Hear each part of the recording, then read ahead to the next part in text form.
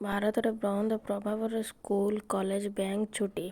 ତାତିଲେଣି ଚାଷୀ। ବିଭିନ୍ନ ଦାବି ନେଇ ହଜାର ହଜାର ସଂଖ୍ୟାର ଚାଷୀ ପୁଣି ସଡ଼କକୁ ଓହ୍ଲାଇଛନ୍ତି। ସର୍ବନିମ୍ନ ସହାୟକ ମୂଲ୍ୟ ସହ ଆଉ କିଛି ଦାବି ନେଇ ପୁଣି ଦିଲ୍ଲୀରେ ଗର୍ଜୁଛନ୍ତି ଚାଷୀ। ବିଭିନ୍ନ ଦାବି ନେଇ ସଂଯୁକ୍ତ କିସାନ ମେଞ୍ଚ ସମେତ ଅନେକ ଚାଷୀ ସଂଗଠନ ଶୁକ୍ରବାର ଭାରତ ବନ୍ଦ ଡାକରା ଦେଇଛନ୍ତି। କେନ୍ଦ୍ର ସରକାରଙ୍କ ଉପରେ ଚାପ ପକାଇବା ପାଇଁ ଏଭଳି କରୁଥିବା କହିଛନ୍ତି ଚାଷୀ ସଂଗଠନ।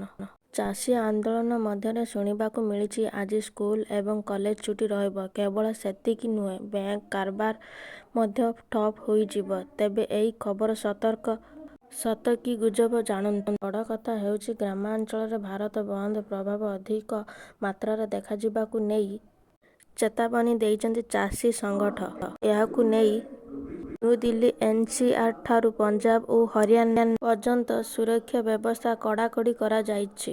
ଭାରତ ବନ୍ଦ ପ୍ରଭାବ ସକାଳ 6ଟାରୁ ଆରମ୍ଭ ହୋଇଥିବା ଚାଷୀ ସଂଗଠନ ଦାବି କରୁଥିବା ବେଳେ ଅପରାହ୍ନ 4ଟା ପର୍ଯ୍ୟନ୍ତ ପ୍ରଭାବ ରଖିବାକୁ ନେଇ କୁହାଯାଇଛି। ତେବେ ସ୍କୁଲ, କଲେଜ ଓ ବ୍ୟାଙ୍କ ତଥା ସରକାରୀ କାର୍ଯ୍ୟାଳୟ ବନ୍ଦ ରହିବ କି?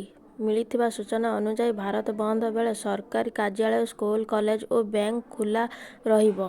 ସେହିଭଳି କିଛି ସ୍ଥାନରେ ଯାତାୟାତ, ପରିବହନ ସେବା ବାଧାପ୍ରାପ୍ତ ହୋଇଛି। ଘରୋଇ କାର୍ଯ୍ୟାଳୟ, ଗାଁ ଗୁଡ଼ିକରେ ଦୋକାନ ବଜାର ବନ୍ଦ ରଖିବାକୁ ନେଇ ଶୁଣିବାକୁ ମିଳିଛି। କେବଳ ସେତିକି ନୁହେଁ, ଗ୍ରାମାଞ୍ଚଳ କୃଷି କାର୍ଯ୍ୟ, ମହାତ୍ମା ଗାନ୍ଧୀ ରାଷ୍ଟ୍ରୀୟ ଗ୍ରାମ୍ୟ ରୋଜଗାର ଯୋଜନା ହେଉଥିବା କାମ ବନ୍ଦ ହୋଇପାରେ। କିନ୍ତୁ ଭାରତ ବନ୍ଦ ଡାକରା ଜରୁରୀ କାଳୀନ ସେବା ଯେପରି ambulance, school bus, college bus କିମ୍ବା ଅନ୍ୟାନ୍ୟ ଜରୁରୀକାଳୀନ ଗାଡ଼ି ଚଳାଚଳ ଜାରି ରହିବ।